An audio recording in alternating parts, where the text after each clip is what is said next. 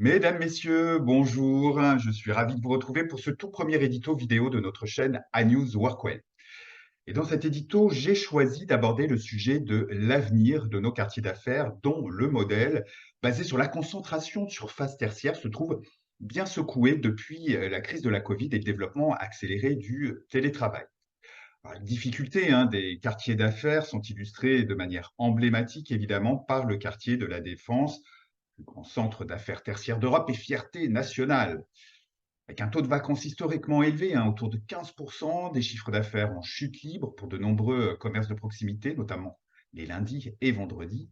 C'est tout le modèle de la défense qui est en fait questionné. La verticalité à l'heure de l'horizontalité, la minéralité à l'heure de la biophilie, la consommation triomphante à l'heure de l'économie circulaire, la concentration tertiaire à l'heure de la mixité et de l'inclusion. Alors beaucoup s'interrogent à juste titre sur l'avenir de ces quartiers, même si de grands noms comme Saint-Gobain récemment, Total Energy avec The Link, y comptent et y compteront encore leur siège social. D'autres comme Thales, Mazars ou EY récemment ont annoncé leur départ. Alors quel avenir? Clairement en finir avec le monofonctionnalisme. Regardons ce qui se passe ailleurs en France.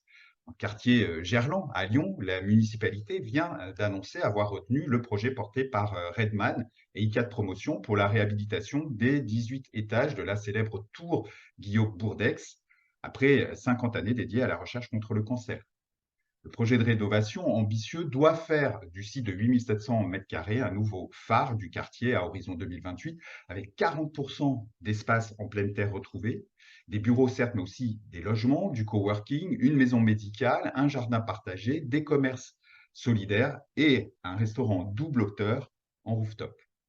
Du côté de la Part-Dieu, deuxième plus grand centre d'affaires après la Défense, la tour Taulion et ses 170 mètres de haut, inaugurée fin juin, va accueillir des bureaux, du coworking, un hôtel et des instituts de formation. À noter qu'à contrario de la Défense, la Part-Dieu connaît un taux de vacances très faible.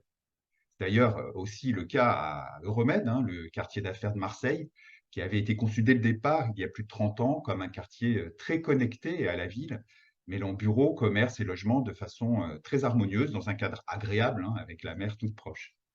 L'équipe d'Annews Workwell sera d'ailleurs sur place la semaine prochaine pour vous faire mieux découvrir ce quartier à travers un reportage. Donc, les quartiers d'affaires doivent mieux s'intégrer à la ville, doivent se végétaliser, introduire plus de mixité d'usage, décloisonner leurs espaces et surtout basculer dans le zéro carbone net le plus tôt possible s'ils veulent avoir un avenir à l'heure de la recentralité, du télétravail et de l'urgence climatique. Un énorme défi, particulièrement pour la défense, qui cumule certes les records, mais dont l'avenir est pour l'heure en tout cas bien assombri.